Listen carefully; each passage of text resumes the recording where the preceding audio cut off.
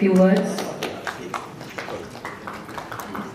Bismillahirrahmanirrahim. Assalamu alaikum. So this is Abdul Samad Khan, and they call me ASK or Ask. Packaged together, someone who loves adventure, climbing up mountains, and that became my classroom for leadership, and then that became a platform for social change in Pakistan. So I'll be running few short video clips to share the insights. And I started my career back in 2001 in the corporate sector. I had been working with different leading organizations in the country, but Allah had a different plan, and definitely His plans are the best. So in 2006, I went through a phase of life where I was diagnosed with Hodgkin's lymphoma, which is a type of a cancer. Survived, alhamdulillah, that's why I'm standing today in front of you. And that journey put me on a different track. That Allah Ta'ala ne dusra mauka de diya, and why I'm still alive.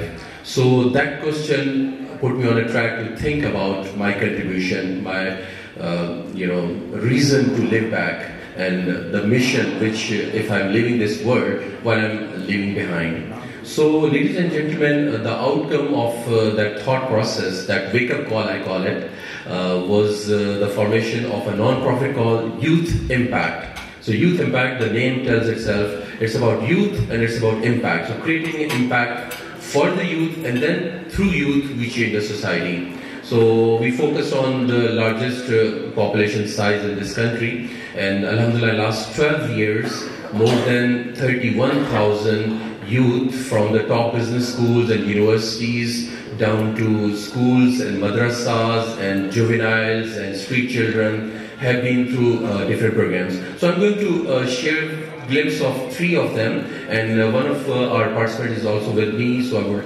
also invite him to share his thoughts. So let's, can we play the video 1? Zahid, video 1.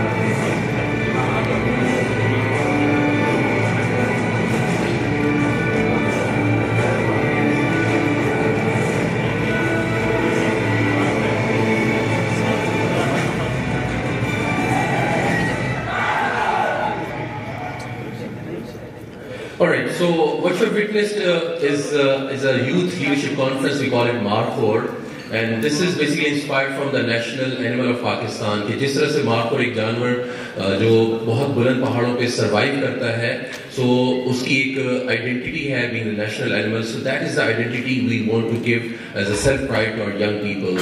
Resilience, adaptability, resourcefulness, مشکل حالات کا مقابلہ کرنا. So this is how it had been designed. It's designed on the concept of outdoor leadership, experiential learning, and nature as the classroom. So Markhor کے اندر کیا آپ اس video clip میں دیکھا, رفت بطول, she was a 21-year-old medical student from Skardu. Last year she was the project lead of Markhor, and that is the model where I'm leading from behind, and my job is to create opportunities for these young leaders, because we believe کہ اس ملک میں جو talent ہے اس کو آپ opportunities دیں, اس کو space دیں.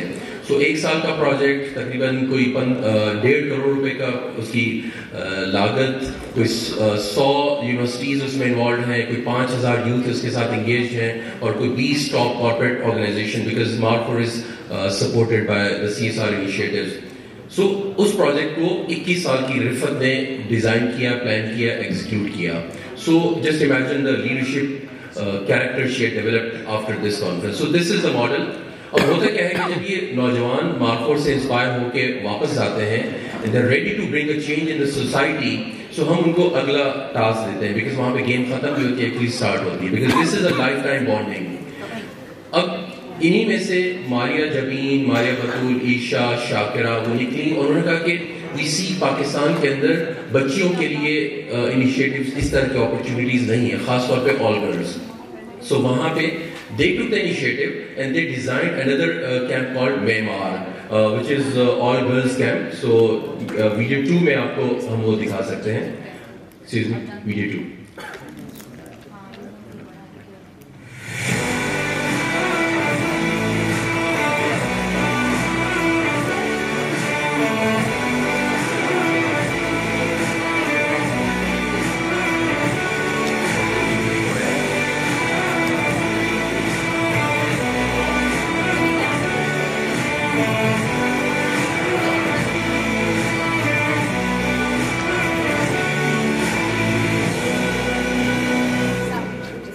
So just another glimpse, girls leadership camp by the girls, thanks to Aquat who've supported and funded this whole initiative. So یہ ایک initiative اس طرح سے this is going on all the time. Markford junior اس میں سے ایک initiative نکلا تو ہمارے ہی نوجوانوں کا کہ ہم ٹین ایجر بچوں کو سکھاتے ہیں. پھر اسی میں سے ایک انیشیٹو نکلا کہ ہم جا کے مدارس کے نوجوانوں کی ٹریننگ کرتے ہیں, ان کی کیپیسٹی بلڈنگ, ان کی لیڈرشپ ڈیولپمنٹ, ان کے اندر انٹرپرینورشپ. اور ایک بہت خوبصورت انیشیٹو جس کو میں آخری ویڈیو پلے کرنا چاہ رہا ہوں, دیٹ از اباؤٹ جوینائل. سو ہمیں یہ پتہ چلا کہ ایک بہت بڑا سیگمنٹ خاص طور پہ بڑے شہروں کے اندر جو ہائی پوٹینشیل یوتھ لیڈرز اگر آپ نے ڈھونڈنے ہیں تو they you will find them in juvenile centres, because یہ ایسے لڑکے جو 17-18 سال کی عمر میں بہت ان کے سے کوئی کرائمس ہو گیا اور اس کے بعد یہ جیل میں چلے گئے, تو جو فیئر ہے وہ ختم ہو چکا, کریج پیک پہ ہے and they have nothing to lose. So ایسے نوجوانوں کو ڈھونڈا, ان میں سے ایک سٹوری میں آپ کے سامنے پلے کرنا چاہتا ہوں.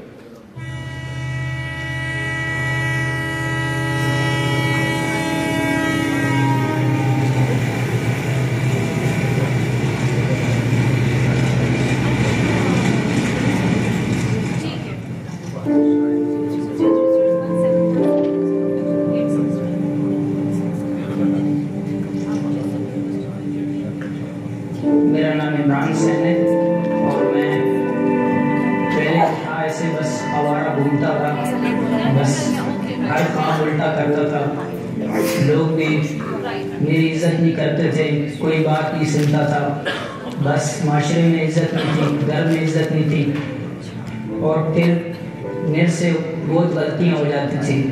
بس پھر ایک دفعہ ایک بہت بڑی غلطی ہوئی میرے سے.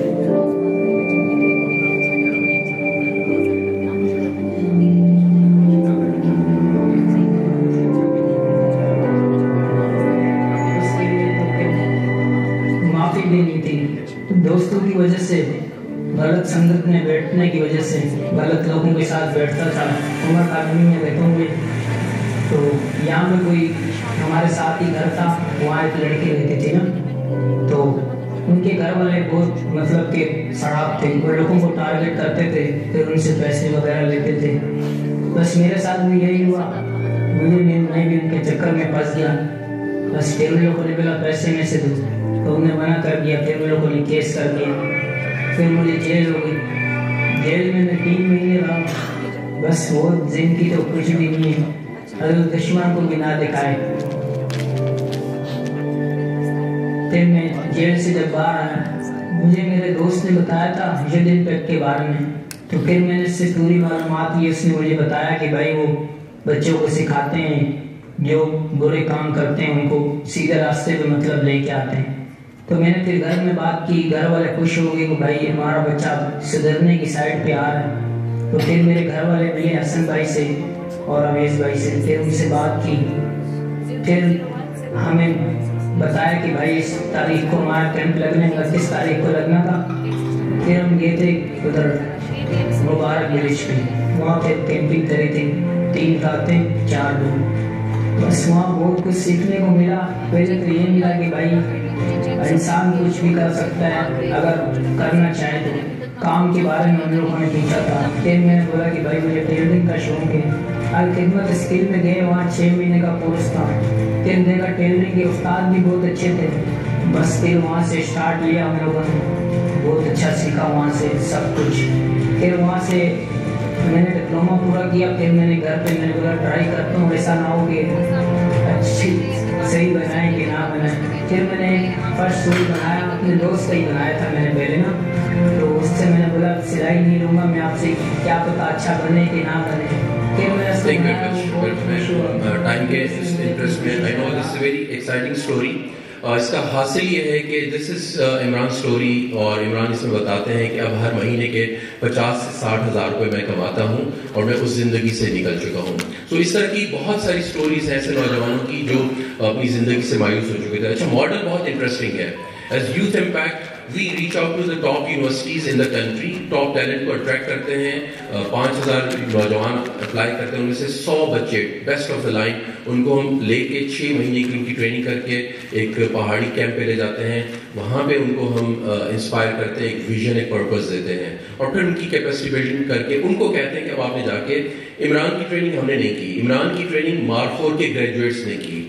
اسی طرح سے یہ ایک سنو بال ایفیکٹ کریٹ ہو رہا ہے کہ فار ایگزامپل 2022 میں ہم نے ٹوٹل 400 نوجوانوں کو کیمپس میں ٹریننگ دی, جس میں میں نے خود ایز اے ٹرینر کام کیا.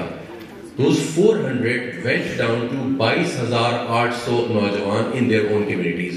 So this is how we are trying to create a ripple effect in the society. And I have Huzaifa with me. ایک منٹ کے لیے میں چاہوں گا کہ Huzaifa, he is a student of Qaidar University and he was a participant of Marfor 2 years back. So just in 60 seconds, if you share your own experience. Thank you. Thank you so much for having me. When I was making this commute and our CEO asked me to share a few words, I was like the top-notch corporate leaders are here, what can I say to all of you? So I just want to take you out of this room full of chandeliers and just do a little exercise with me. I want all of you to take out your index finger and look at it for like 5 seconds. And after 5 seconds, you see that everything in the background blurs. The CSR contributions that you guys give us at Youth Impact, this is exactly that we do at Youth Impact. We help the youth channelize it. We help the youth to, become focused individuals in the society that are driven by passion. Currently, I'm working as the director of the Training, Research and Design for Marfor Conference 2025. I was a participant 2 years ago. A year before that, I thought my life was ending because I was diagnosed with vitiligo. So that is what Youth Impact does. It creates impact. Thank you.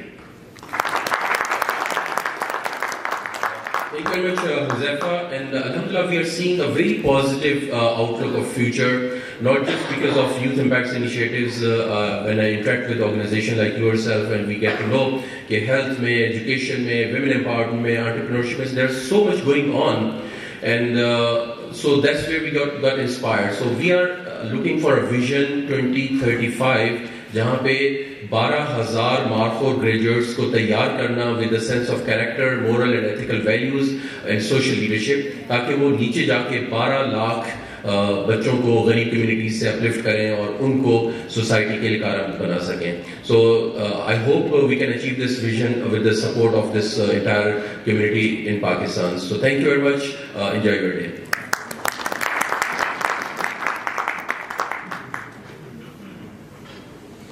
Very much.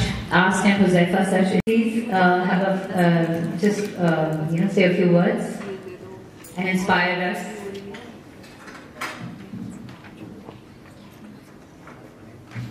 Bismillahirrahmanirrahim. Assalamu alaikum, everyone. Empower Her is actually a journey of empowering women. My name is Amna Awan, as mentioned by the host, and I'm thankful to Naeem Saab and his CSR team and other corporates who are here, because we all are contributing in one way or another for the betterment of the society. So Empower Her is also the concept which evolved with the passage of time. I myself is a businesswoman and I have seen the challenges which a female face when she is working, and how she is not aware of so many opportunities which is available because of not having the right information at the right time. So the technology in 2010, and slowly we moved and we kept on advocating that women should be empowered through the indigenous resources. Like if we go to different districts of Pakistan, we are diversified and we are having so many potential opportunities in our ethnic products that they should be designed properly and then marketed properly in the international market. And there was a gap because at that time we were not having the proper ICT infrastructure communication setup. So we started advocating with UN organizations and other organizations, and we were able to train many women through the platform of Federation of Chamber of Commerce and Industry. When we started interacting with the women, then we realized that they are not only having the challenges with their empowerment, their actual challenges with their human rights, because women's rights are human rights and they are not having the right access to the education. They are having challenges during their giving birth to their children. Then there is an issue of population growth, and there was also an issue of violence against women. So we decided to further expand our program and develop awareness in 5 different segments. So we relaunched this program with the name of Empower Her, and it is divided into 5 segments. First is, if the woman is not having her right to be the part of the decision making of women-led policies, so how you can bring the change? So we first of all picked the top level and we tried to start advocacy for political empowerment of women, whether their participation in the general election, whether their participation in the election. Because the leaders they are choosing, they are the one who are going to make the policies, and they are going to be the one who are going to check the performance of those policies implementation. Then the second one was the economic empowerment of women. That was also possible when there are ease of doing business and the policies which are supporting the women. Like there are many, I met few representatives from the bank. Still, I know so many women who are not aware that what kind of collateral they have to give it. If State Bank is having some kind of concession, still there are so many women who are not having the right idea. So there we realized that there should be better coordination, and we are happy that when we started our journey, there were few women Chamber of Commerce and Industry, but now Alhamdulillah, they are a great in number. There are many working women.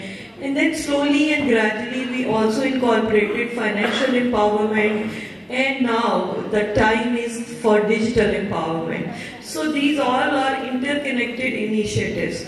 How we are moving now and what is our way forward? We realize that there are many skill development programs, there are many opportunities, but those skill development programs just train you, they give you the certificate, but what is the validity that certificate is bringing some impact in your life? Impact is only possible when there is some kind of a platform which gives you constant mentoring and support. That is not physically possible to interact with so many people. But with the advent of technology and with the application of emerging technologies, we developed a digital platform, and on this digital platform, we are supporting women in all these 5 categories, whether they would like to be an aspiring politician, whether they would like to be a voter, whether they would like to be a businesswoman, whether they would like to be a worker, are they facing any kind of violence and harassment or any kind of other challenge, whether the women are with disability, are they facing some kind of their inheritance issue. So there we are providing a platform with multiple categories of resources, information, side by side, different kind of trainings. If a woman is sitting at home, what kind of options she has? If she is sitting in Sawat, what are the opportunities over there? How she can get benefit out of it? If she is interested to find some opportunity other than her own district, looking for the international market. So we develop different kind of corporate organization to be the part of that network, so that we develop a network of empowered women and those who are aspirant to be empowered themselves. So this is the concept, and the basic idea is to empower women, her, and to empower Pakistan.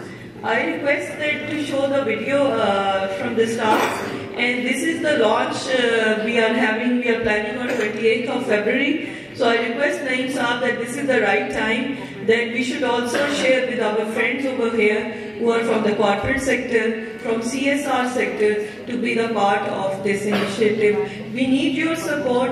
We are not looking for any financial support, because I myself is an MIT graduate. So a good group of friends from MIT, we are all joined our technical resources, our academic resources, and we decided that we are going to empower 1 million women in next 10 years, inshallah. Thank you very much.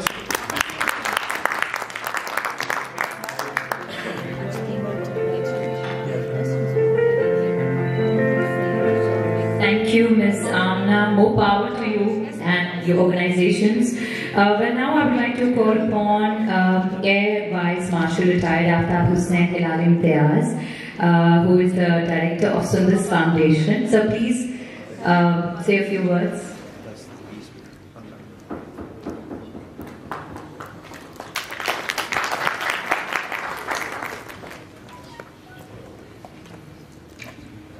Bismillahirrahmanirrahim.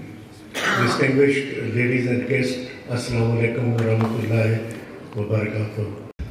And all of you who are either directly or indirectly involved in the service to humanity.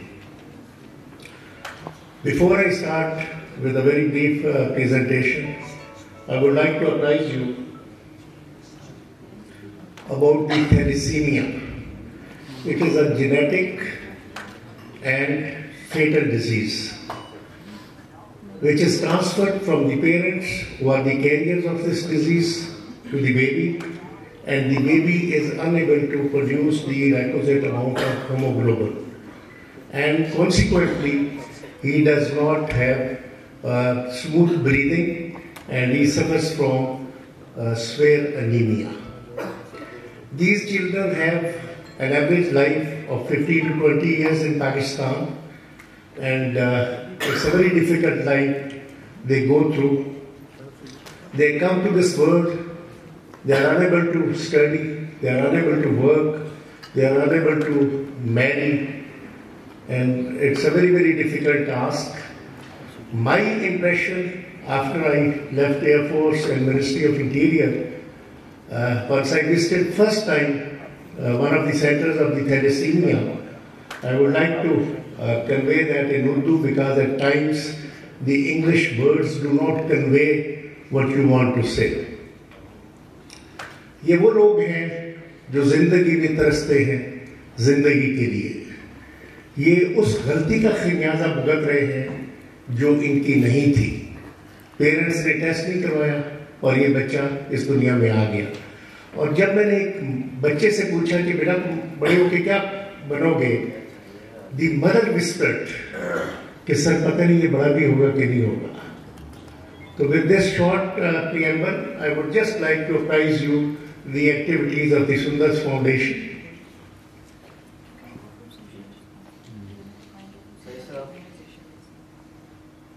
It has all the registrations. You can see the most significance is the Parliament Rule 61, whereby all the donations given to Sundar Foundations will be counted as a tax credit.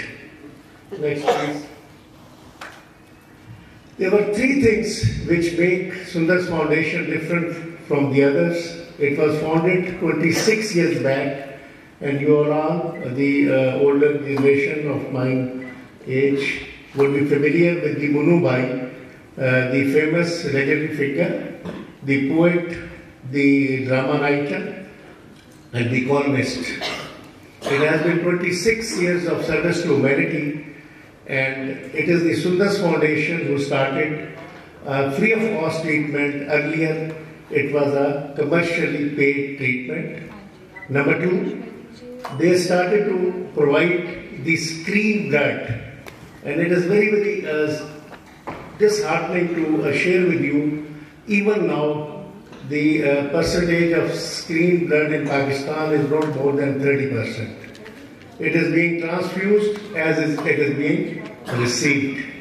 And thirdly, Sundar's Foundation does not ask for the family replacement as far as the blood transfusion is concerned. It is all voluntarily collected blood, and it is given to the family free of cost.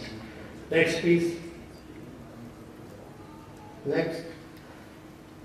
We have 12 centers marked in green, and we are planning to have now one in southern Punjab, in Quetta and Peshawar. So we will be covering the entire country, inshallah, soon. Next. Daily, through these 12 centers, Sundar's Foundation is providing 250 to 300 blood bags to the thalassemia and hemophilia patients. Our annual collection is 30,000 blood bags, and Punjab has 17,000 thalasssemic patients, out of which Sundar's is treating 7,000, meaning thereby that we are sharing the thalassemia burden by 44%. And at a given time, we have the highest storage of blood in our blood banks, and the army has requested to keep the blood in reserve whenever there is a contingency. So it is a tribute to our screened and safe blood transfusion. Next. Next. Similarly, hemophilia we are also treating, and again the percentage is around 40 to 45% of the entire country. Next. Next. So far in these 26 years, we have collected more than 5 lakhs of blood bags, out of which, next, 4 lakh have been transfused, and the remaining one have been given to the public and private hospitals and individuals free of cost in emergency situations. Next. Next, please. Credibility. Sundar's Foundation is, all centers are ISO 9001 certified. Total amount of the budget exceeds 80 crores per annum. Our audit is outsourced, and the audited report is displayed on the website. And Zakat is being utilized as per Sharia Council, and we have the proper record and audit and check also by the Sharia Mufti Sahib. And last but not the least, our main achievement is the credibility of our philanthropic individuals as well as the organizations. Next. Next. Difficulties. Every NGO, NPO who all are here, they will bear me out that it's a very difficult time, especially after the devaluation of Pak rupees and the inflation we are going through. In thalassemia, once I joined in 2018, we were spending around 25,000 to 30,000 rupees per month per patient. It has gone to 90,000 per patient per month now. On the other hand, the capacity to donate, the person or the organization which used to give us 20 to 25,000 rupees, they are not giving now because of the inflation and the other factors. So I would urge and request all of you who can help all those organizations who are present here, who are doing a good job, who are serving the humanity very well, to help them, and we need your support. Without that, it is a very difficult task. Thanks. Thank you very much. God bless you all. Thank you.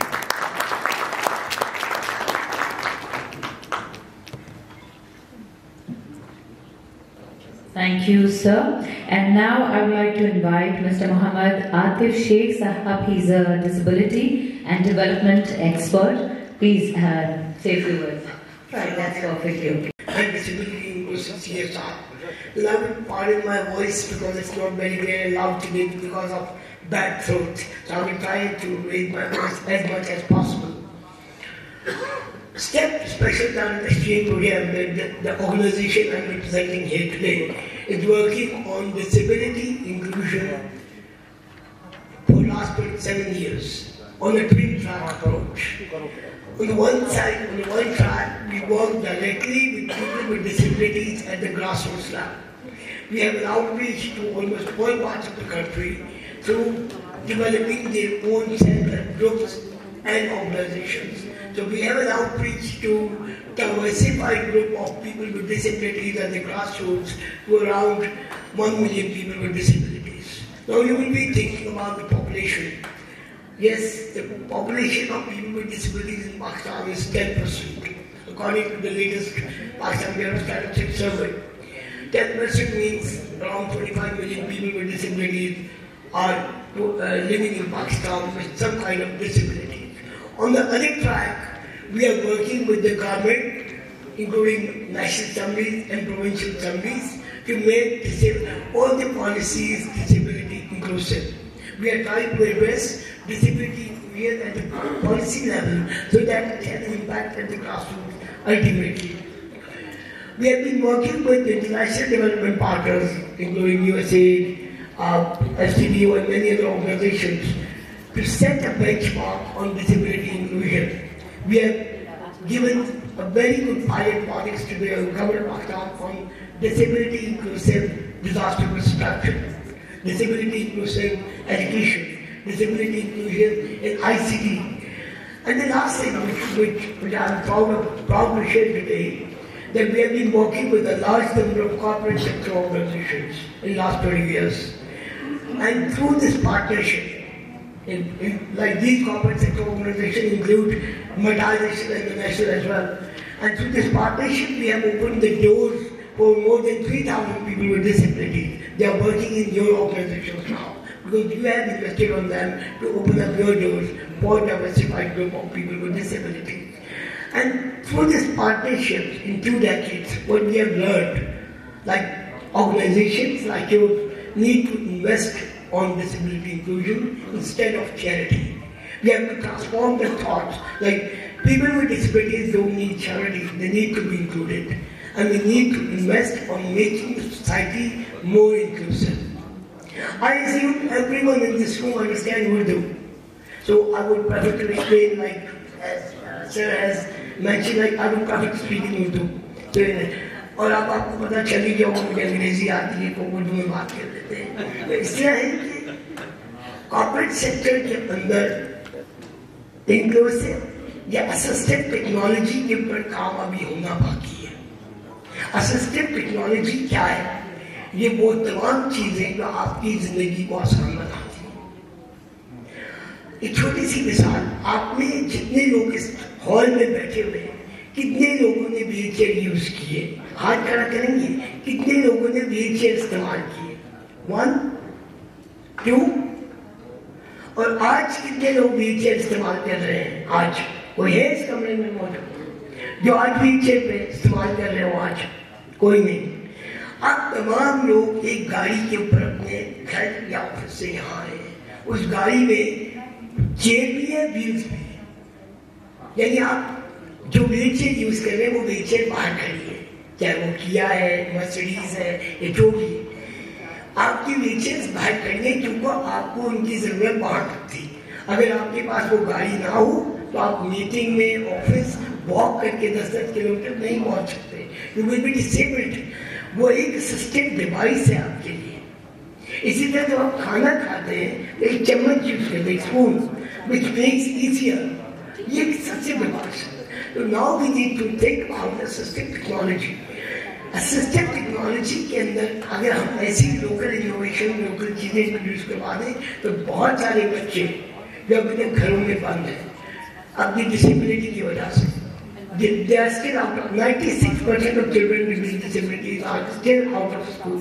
تو ہم ان کو class room میں لے جا سکتے ہیں. وہ assisting technology کیا ہے؟ Simple van, simple wheelchairs, راستے, ٹرانسپورٹ, اسکول کے اندر ایکسیسیبل کلاس رومس, یہ مائنر چیزیں جن کو ہم, جس کی طرف کارپوریٹ سیکٹر کی توجہ چاہیے گورنمنٹ کے ساتھ ساتھ. ان چیزوں پر انویسٹ کریں تاکہ اسکولس کمپنیز نہیں دی جا سکتی. We have to start an inclusion approach right from the beginning, right from the childhood. Assistive technology ke par we have been working, it's worth mentioning here. We are working with a Global Disability Innovation Hub in collaboration with the University College London to assess the magnitude of the need of assistive technology in Pakistan. We are conducting a study which will include the mapping of service providers, organizations who are investing on assistive technology, and at the same time we are building the capacity of organizations of persons with disabilities. وہ ادارے جو معذور افراد خود چلا رہے ہیں ان کی کیپیسٹی بلڈنگ کر رہے ہیں کہ وہ خود ایڈوکیٹ کرے اپنی نیڈ کے بارے میں, کہ وہ بہتر جانتے ہیں کہ ان کو کیا چاہیے. کارپوریٹ سیکٹر آرگنائزیشن اگر معذور افراد سے خود کنسلٹ کرے تو ان کو بہتر آئیڈیا ہوگا کہ ان کی ریکوائرمنٹ کیا ہے, وہ کیا چاہتے ہیں, اور وہ ان کے لیے کیا چیز ایسی کی جا سکتی ہے جو ان کو انکلوژن کی طرف آئے, جو ان کی زندگی کو آسان بنائے.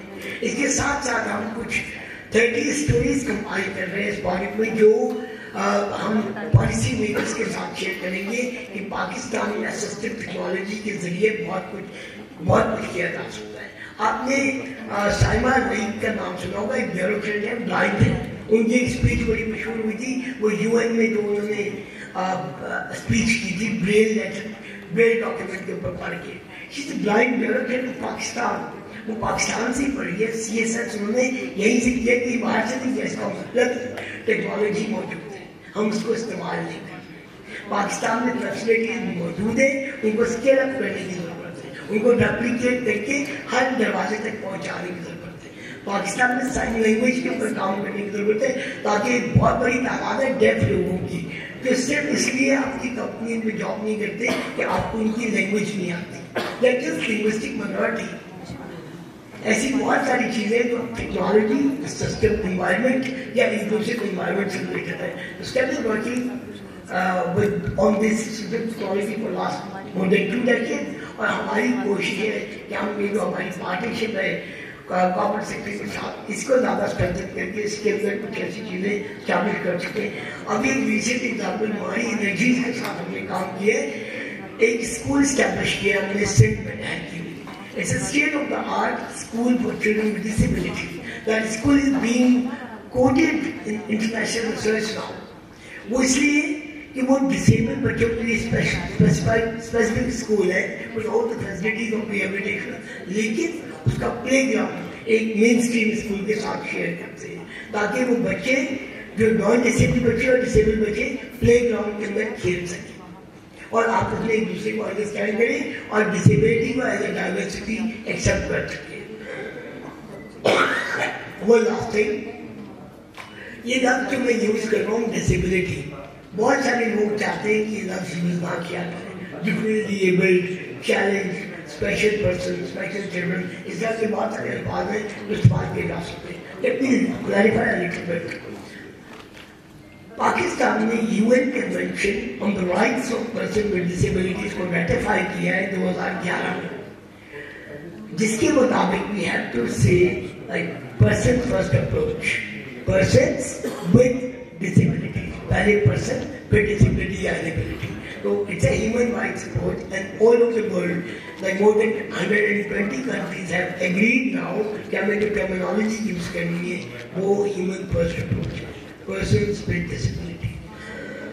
اگر ہم انہیں differently abled یا special کہیں گے تو ہم انہیں کاؤنٹ نہیں کر سکیں گے, ہم ان کے لیے بجٹ ایلوکیشن نہیں کر سکیں گے, हम उनके लिए पॉलिसीज नहीं बना सकेंगे.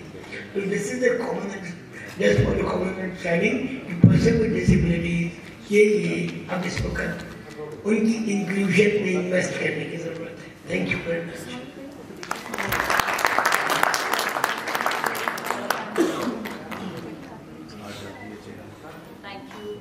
Very much for your words, sir, and of course your efforts. Well, ladies and gentlemen, let's open the floor for some question and answers. If you have any questions regarding a sustainable Pakistan, so you're more than welcome to ask our panelists. Any questions, any suggestions, any requests that you think that should be put up here? All right. I would like to thank. Okay. All right. Yes, sir. I would just like to suggest, sir. He mentioned that we should not call them disabled. Rather, we should call them people of difficulty. Persons with difficulty. I would suggest another name. People with determination. You can also consider that also. Thank you. I think we should go for a round. Really, sir, thank you very much for your advice. It's very important to clear this thing. In Dubai, in Middle East, they call them people with determination. उन्होंने अखबार में इश्तहार दिया कि this job is specifically for people with determination. किसी एक भी disabled बंदे ने अप्लाई नहीं किया. उनके all the people who thought कि हम determined हैं, हम अप्लाई कर सकते हैं. फिर उस advertisement को दोबारा redesign करके डालना पड़ा कि this job is for persons with disability. So this is an important thing to respect disability as diversity and embrace it. So thank you. Thank you very much. And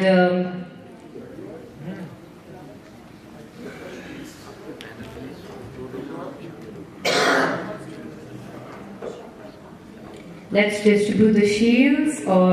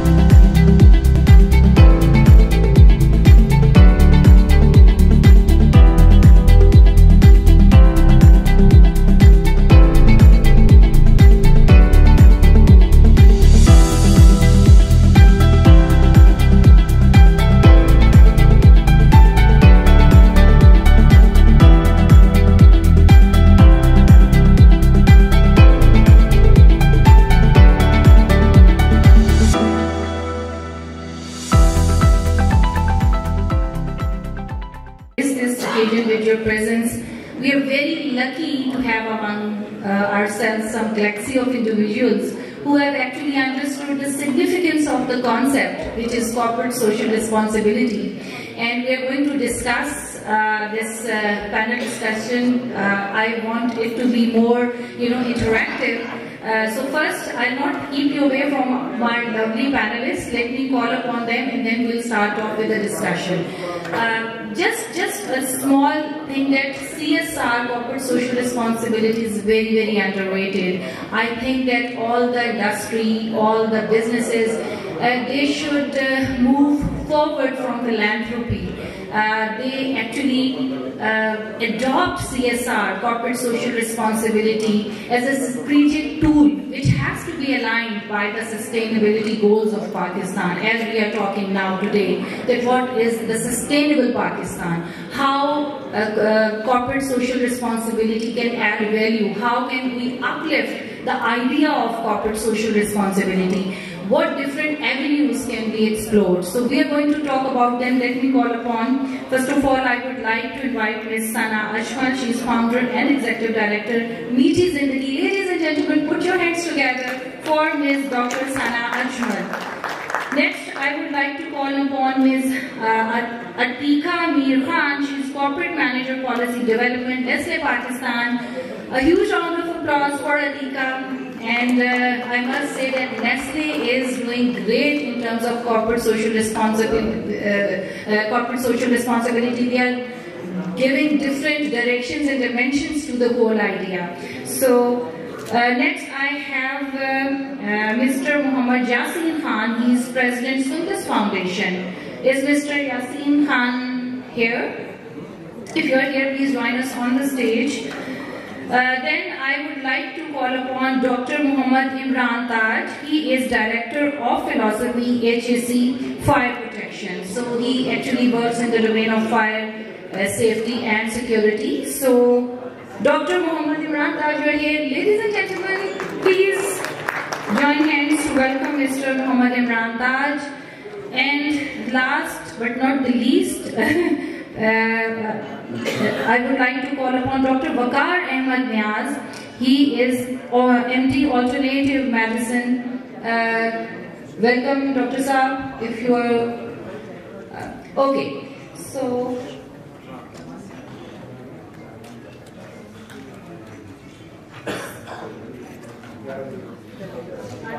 Okay, so Ms. Artika from Nestle, I'm really sorry, it's very important that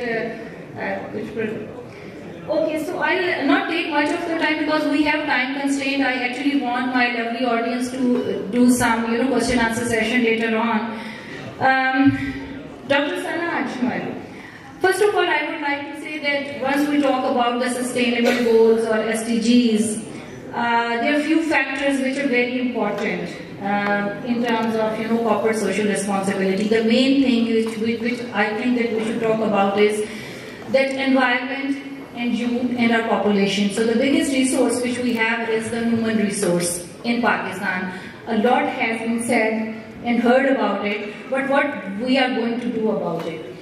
My question from you is that how this environment, as we are moving forward towards the global environment, we all know about the equality indexes for recent past, how it is impacting our economy, our health, how the health and environment are together and impacting youth and ultimately the sustainable goals of Pakistan. Thank you so much, Sana, for asking this question, and thank you to the organizers for inviting me here. So the question is very pertinent, or is it okay if I go in Urdu? Is there anyone in this audience who doesn't understand Urdu, please? Okay, fine. So I really want to lay my thoughts out there.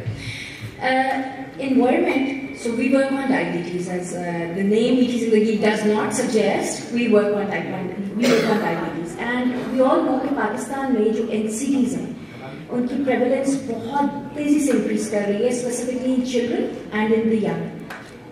We have 33 million adults living with diabetes today, and there is an unknown number of young people and children as well who are living with diabetes.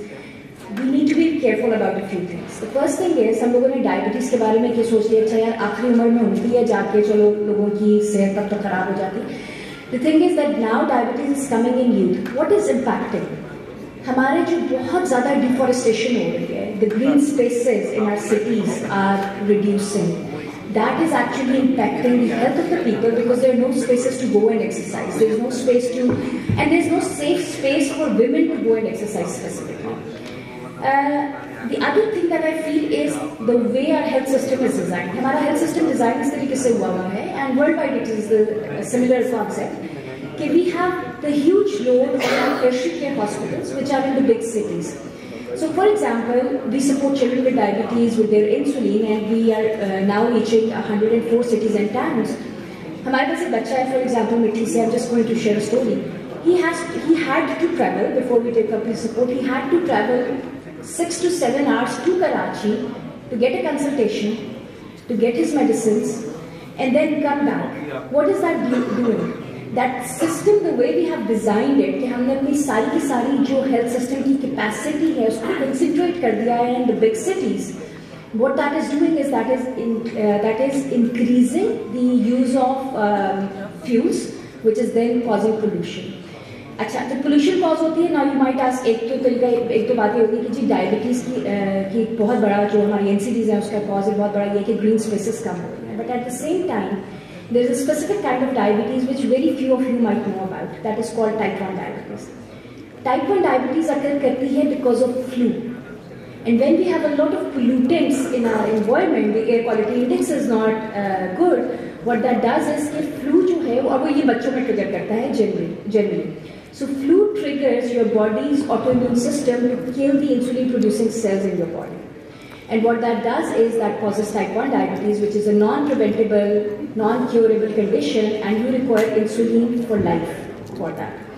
So I think the healthcare systems should be designed in a way کہ آپ کے گھر کے the last mile جو healthcare ہوتی ہے, that needs to be designed to improve these sustainable development goals. What we do at Meethi Zindagi is that we deliver insulin to children's homes so that they, and I believe that this should be done for every chronic condition.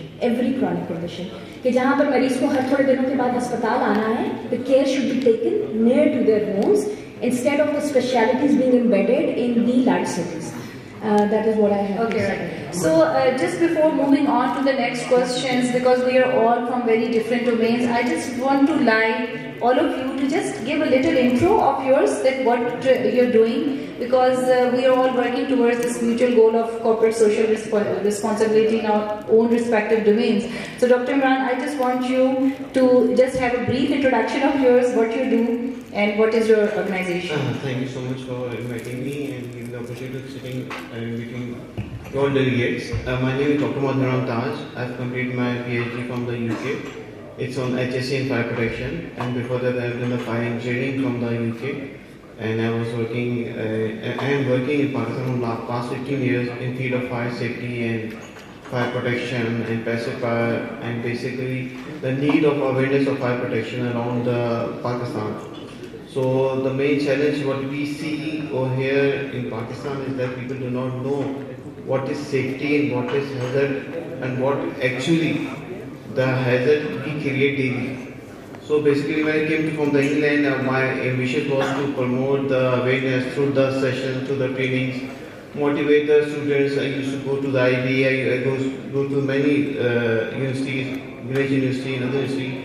I gather the youth and we discuss about what are the hazards we have, what are the safety we have, and we discuss basically what we have learned from the modern world, that when we discuss something we create a momentum, and that momentum change the culture. The culture develop and give the benefit of the university.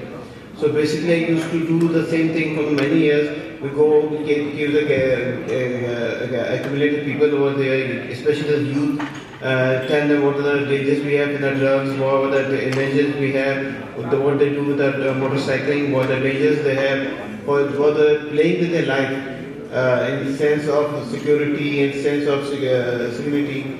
And above all, what we care abroad, internationally, that after the 18, when we get 18 around in UK or US or Australia, the people, the parents don't worry about them. They said now they are the property of the government, and now whatever happens, government will do so. But over here, if you see, age of 45, son, mother was standing outside the hospital and crying. So in Pakistan, being the tradition we live, our parents, our family gathering do not get isolated. So we see this kind of thing, that what happened to the a man of like 50 years, his mother is still crying and still concerned that he don't know nothing. If you go to just look at what are the traumas we are having in newspaper, that this person was in drug and he done this kind of act and this is the cause, the death of so and so and so. So basically the parameters are there that we do not discuss the safety around our society. So basically the ambitions of Fire Protection Ministry of Pakistan and what we are doing, what you nominate from the past many years, that we provoke and we initiate the youth to come and discuss the safety, what the safety is, what is the fire safety is. If you go to around the world in class 3 or 4, they train you how to go to the drill for the fire, how to stand out for the fire, what are the assembly areas, what are the hazard are, what you can use and what you cannot use. Around the world, the basic fire starts from the child play. People, the child play with the nice balls and start the fire. In Pakistan, we give them the patakas and they go outside and do the pataka thing and we don't care what it is. So basically, the responsibility what I'm carrying for 15 years is to develop the culture of fire safety, and which prevent not only the youth but the whole entire house. Because if one person is sick, all person are sick. In Pakistan, हमारे यहाँ ये नहीं होता कि एक बंदा hospital में होगा, एक बंदा हॉस्पिटल 20% उसके बंदे बाहर खड़े होते हैं. हम इंग्लैंड जाते हैं, हमारे पार्टनर्स होते हैं, वो कहते हैं मेरे बेटे का जो ऑपरेशन है, तो मैं कहता हूँ कौन गया हॉस्पिटल? कहते कोई नहीं गया. वो जाएगा, ऑपरेशन कराएगा, कल वापस आ जाएगा. हमारे यहाँ बाहर पाकिस्तान के अंदर एक बीमार होता है, 20 बंदे उसके पीछे खड़े होते हैं और सब बीमार उसको देते हैं जैन तौर पर. और बाहर ऐसा नहीं होता. रीज़न ये है कि हर एक को डिपेंडेंट पता है उसकी सेफ्टी क्या है. हमारे यहाँ सेफ्टी का कल्चर, हमारी चीज़ें प्रमोट इतनी ज़्यादा ढकी चुकी हैं कि उसको डिस्कस ही नहीं किया जाता कि यार क्या वजह गलत होंगे, क्या अच्छा होगा. एक बाप को नहीं पता कि उसने क्या खराब करना है, क्या सही करना है. आप बाहर की मिसाल है तो खराब पति भी आदमी होगा, वो बच्चे को बोलेगा कि नहीं तुम अपनी पैनी कमाओ, फिर खर्च करो, फिर बताऊँगा तुम्हें क्या देना है, ताकि जो उसको कमाने का दर्द हो वो आए, वो हर चीज़ से गुजरे, वो चोटों से भी गुजरे, वो स्ट्रगल से भी गुजरे, वो अपनी अच्छे को समझे, अपने बुरे को समझे. क्योंकि हमारे यहाँ सबसे अहम मतलब कहता है हमारा बेटा बादशाह होना चाहिए, भाई मेरा बेटा राज करेगा. तो ये कल्चर ख़त्म होना ज़रूरी है कि हम बताएं, लोगों को डाइवर्ट करें कि आप इंडिपेंडेंट करें बंदों को, ताकि जब खुद उसमें पढ़े अच्छी तरफ जाए. और बाहर जो सरकार से उनकी हदीस है कि अपनी सेफ्टी को बढ़ाओ, सलामती बढ़ाओ और लोगों को अवेयर करो क्या चीज़ बेहतर है.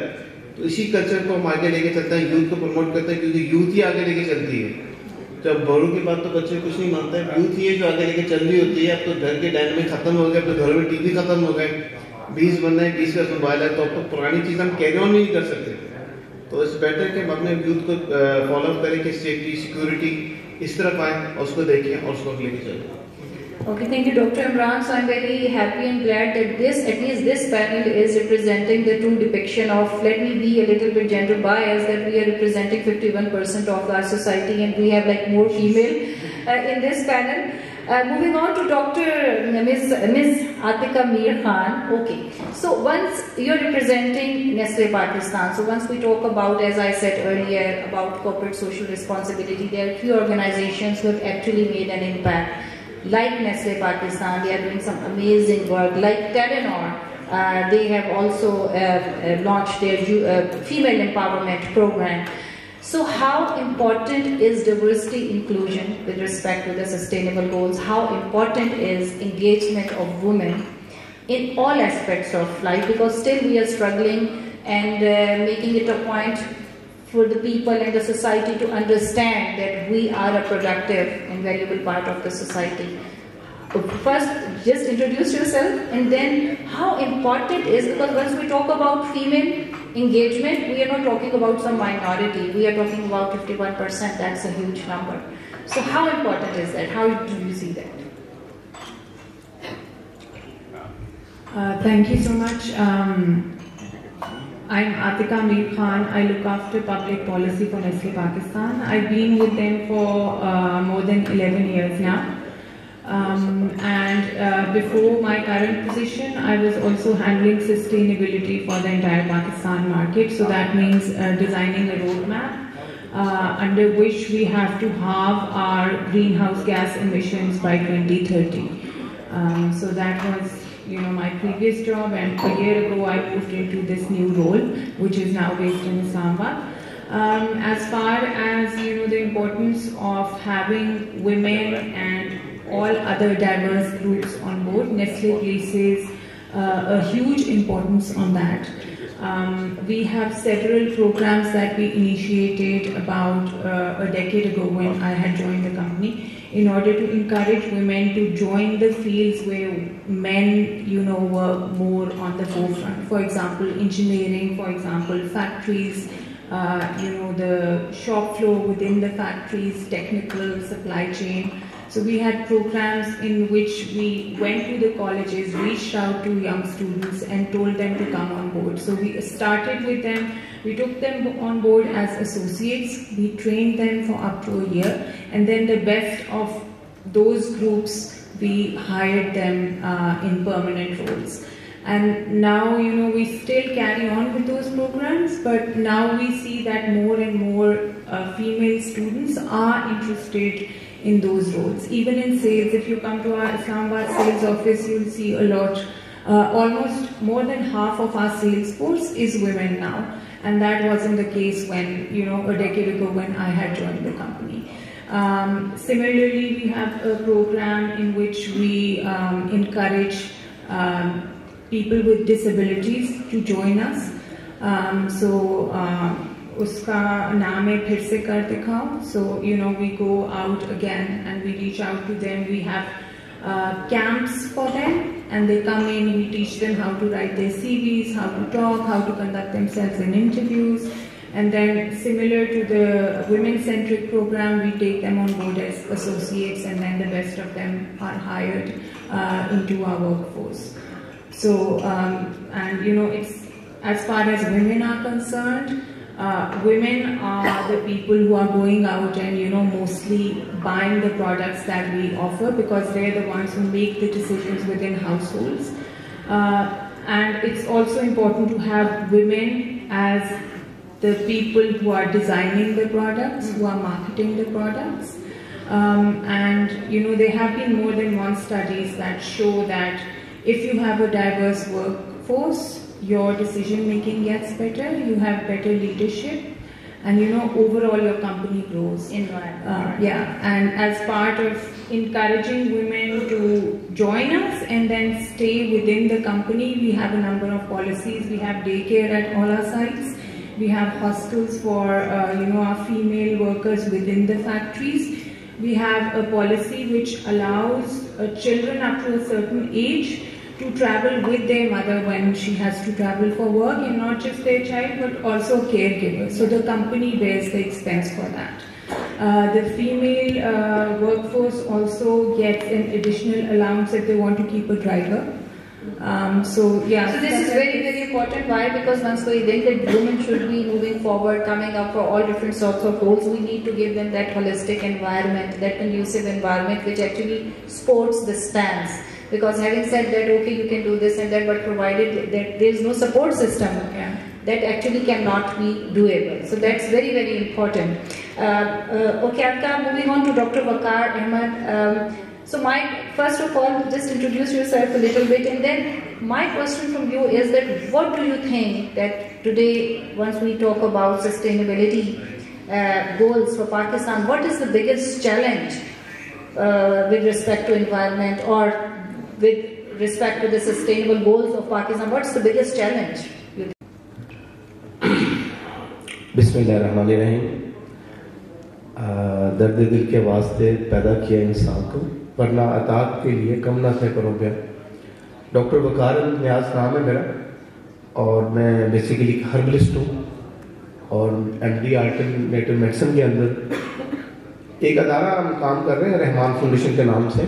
ہم اپنا حصہ اپنے معاشرے کے اندر، اپنے ملک کے اندر، اپنے پاکستان کے اندر کوشش کر رہے ہیں جتنا ہم سے ہو سکے.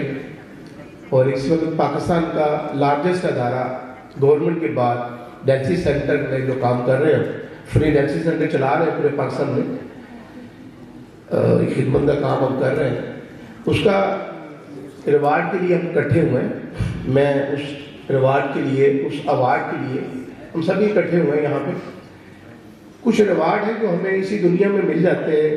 جب سے ابھی ایوارڈ ملے ہمیں, میرا بھی نام آئے گا, مجھے بھی ایوارڈ ملے گا. ہم سب ایک اچھے کام کے لیے اکٹھے ہوئے ہیں, نئے کام کے لیے. ان کا سہرا نعیم صاحب اور ان کی ٹیم پہ جاتا ہے سب جو ہر سال یہ پروگرام کرواتے ہیں.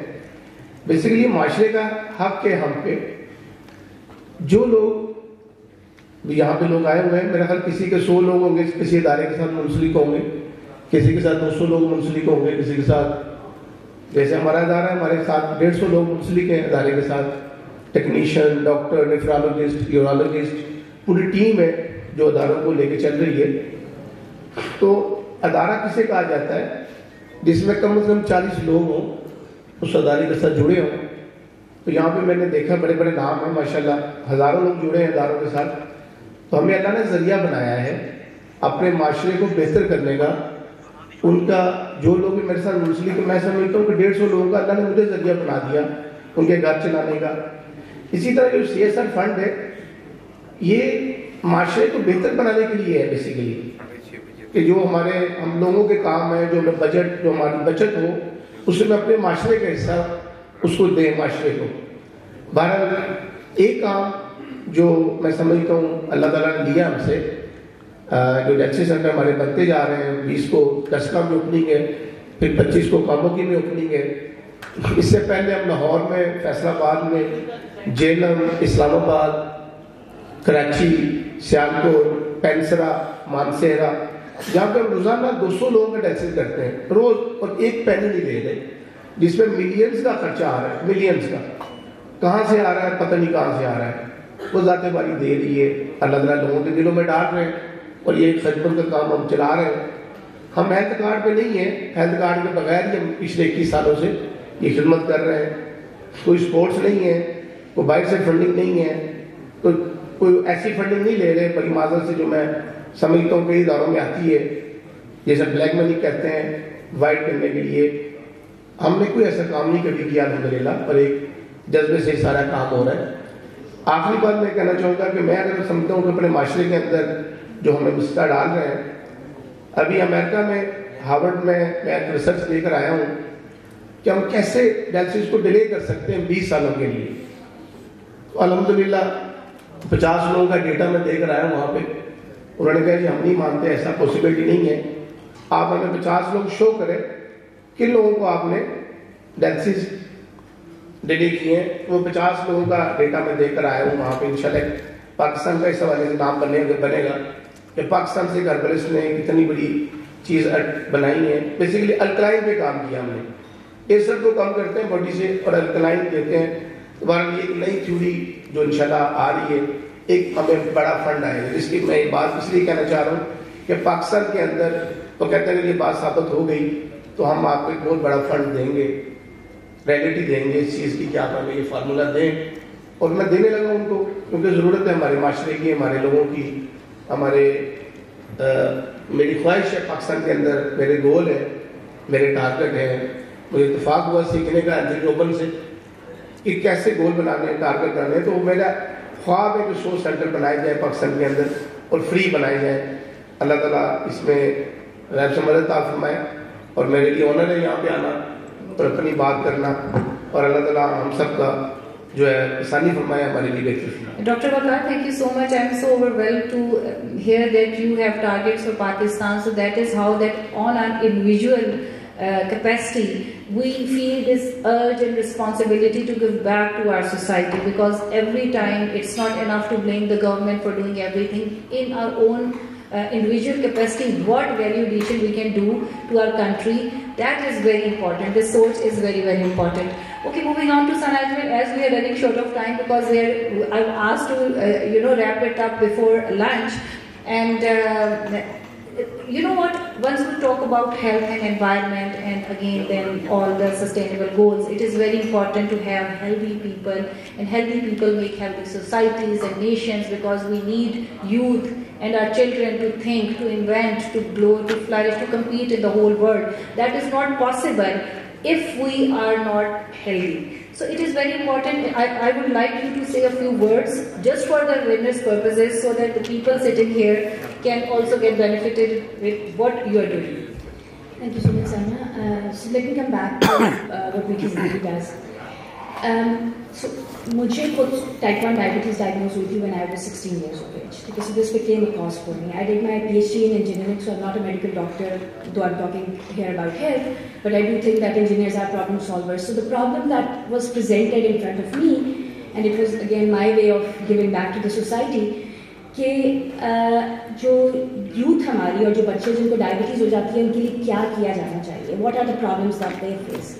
And we came up with a 5-step model. कि 5 चीज़ें हैं जो कि हर किसी के पास हों अगर, and this is for every medical condition of course. Number 1, दवाई तक रसाई हासिल हो. So for those who cannot afford, they should be able to afford medicine. Those who can afford should find it available, etc. Second was कि हमारी जो health care system है वो इतना strong हो कि उनको support कर सके.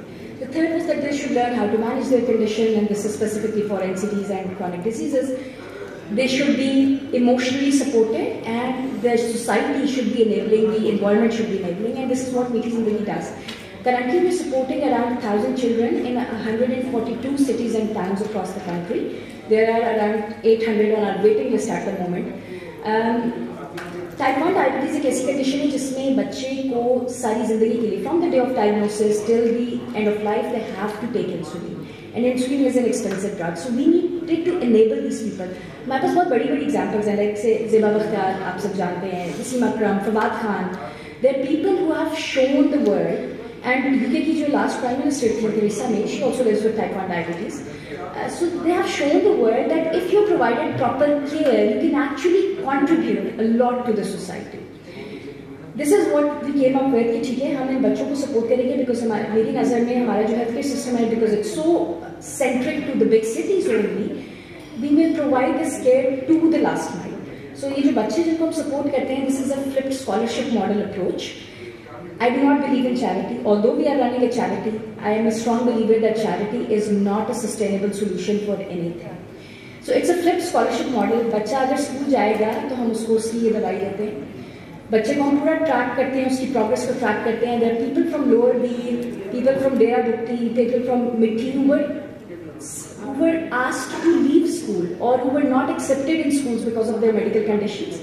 They not only completed their schools, their children now studying in Namal University and other universities in the country. So that's what I think, that a healthy youth makes a healthy society and a sustainable society. Thank you, Sana. Because due to time constraint, I have to jump to Dr. Mohammad Imran now. So just before moving on to Mr. Dr. Mohammad Imran, I just want to add one more thing. Once we're talking about the disabled person, so we were like really confused that how to call them and how to make them a productive part of our society. But it is now a known fact that officially they are not called disabled, they are always called differently abled.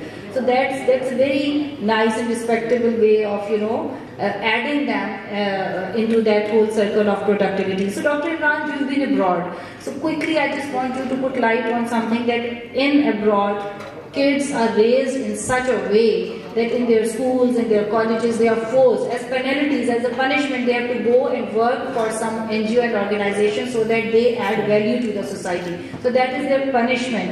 And as a routine, they have to be part of some organization in order to give back to the society. So they are raised that way. How can we motivate our youth and engage them in some sustainable future for Pakistan? Point next to the in UK we call the people with special needs. We don't say they are any kind of disabilities. In the NFP we have the laws. In UK we have the laws. We have the people who need special assistance, who need special care, and that's we treat over there, people over there. And basically for them we design everything, for every staircases, for every accessibility, we provide them accessible because they have an equal right to participate in whatever the field they are. So coming what they do in England about the children, they teach them that you must be punished of what you do. And you must give, and the punishment is not the giving the money like in our school in Pakistan. Our teacher says you talk in Urdu, you have to give 10 rupees fine. It's not like that. Over there, they will teach you that if you do something wrong, you have to give back to the community. That means you're gonna clean the garden somewhere. That means you have to contribute your time to the other people. Because around the world, modern world, we only worth the thing is about time. So if something happened in UK, in USA, whatever usually you train over there, that someone if had done something wrong, he must come back to the community and do something good. What we have to start in Pakistan, what a suggestion we are doing and what we are practicing over here, that when we go over there, we go to school for the fire safety drills and we have to go to the over there. So we usually train them people not to make us shouting. When they shout, so basically we in Pakistan we keep shouting again, putting them quiet. But in modern world, what we have done from the UK, what I used to do, if someone do not answer our question, do not obey us, we give them the duty that now you have to bring the lunch for 10 people.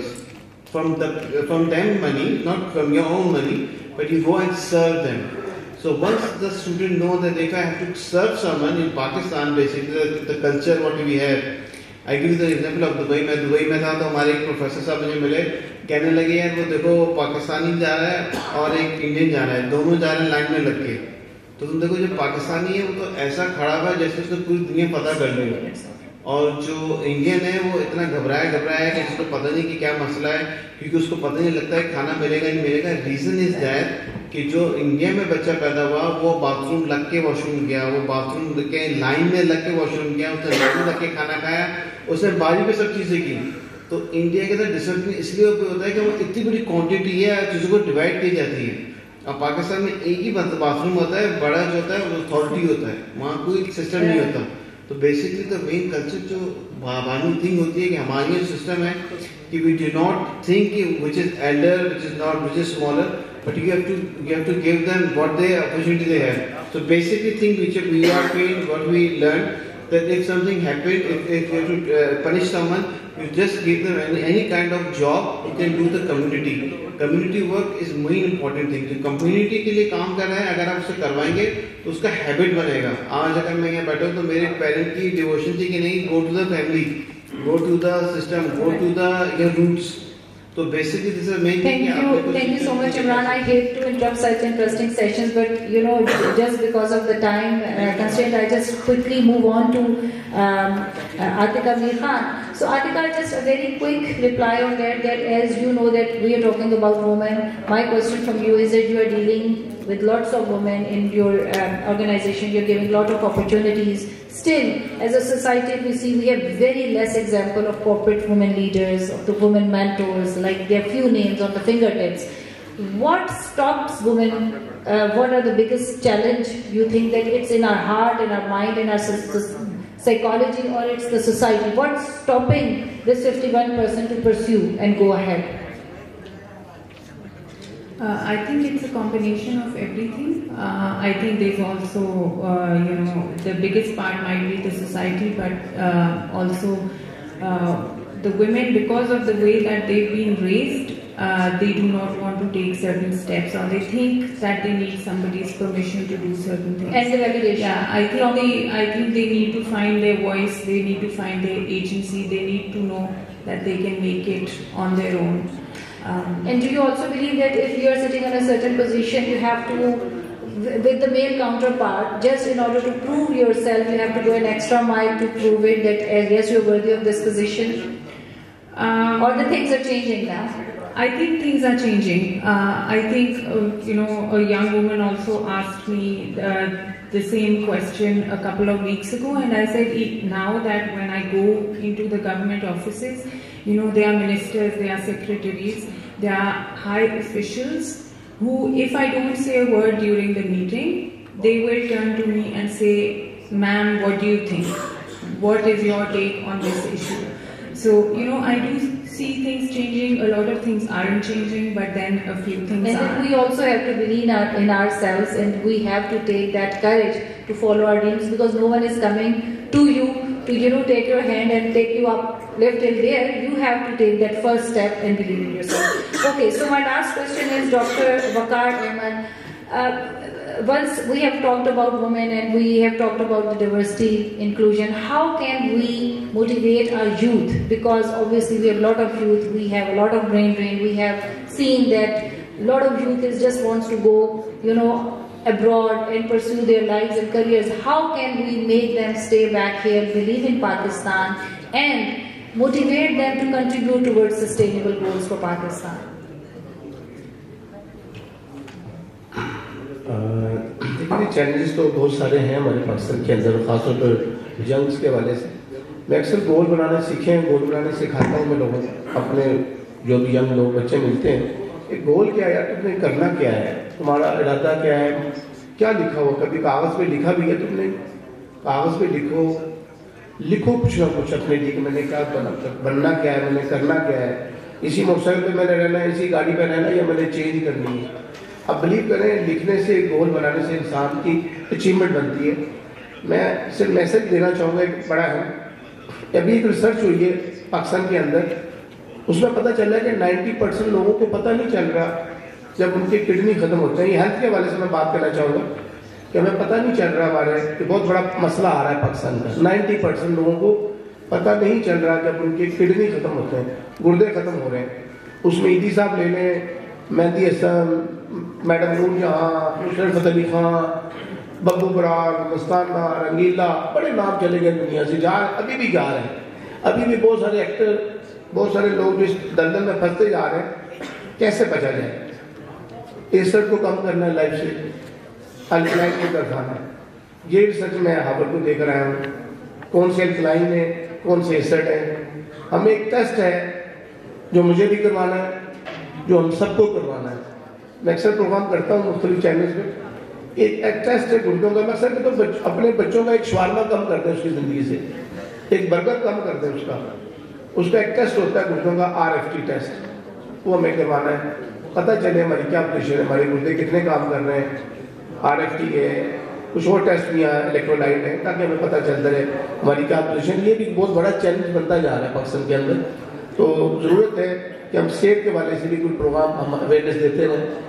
तो ये programme मैं फिर मुबारकबाद देता हूँ नईम साहब को, नदीम साहब को, उनकी पूरी टीम को, कि इकट्ठे होने का एक मौका मिलता है। बहुत बहुत शुक्रिया to all my lovely panelist. I want to end on this शेर, शिकवा ज़ुल्मत शब से तो कहीं बेहतर था अपने हिस्से की कोई शम्मा जलाते जाते।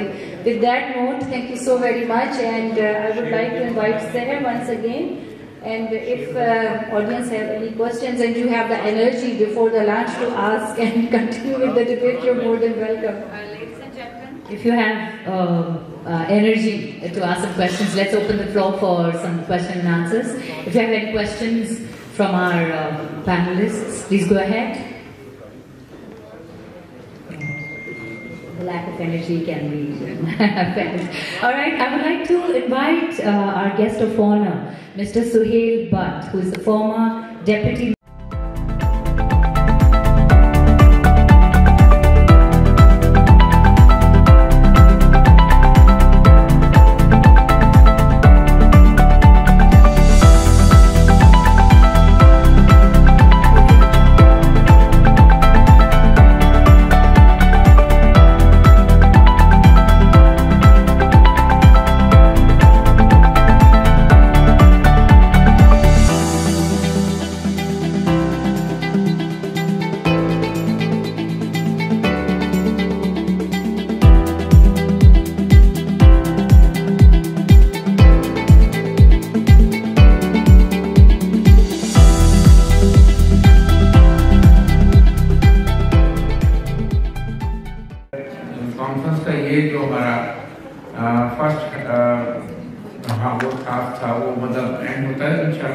थोड़ी देर बाद हम लंच करेंगे और लंच के फौरन बाद अवार्ड की सेरेमनी होगी कोई 2:15 बजे। तो प्लीज जो अवार्ड विनर्स हैं मेरी उनसे गुजारिश होगी कि वो आगे की तरफ जो है ना वो तशरीफ रखें और हम इंशाल्लाह कोशिश करेंगे कि 40-45 मिनट में अवार्ड सेशन हो जाए और थोड़ी सी कुछ गुफ्तगू हो जाए तो इंशाल्लाह उसको कोशिश करेंगे कि 4 बजे तक हम प्रोग्राम एंड कर सकें।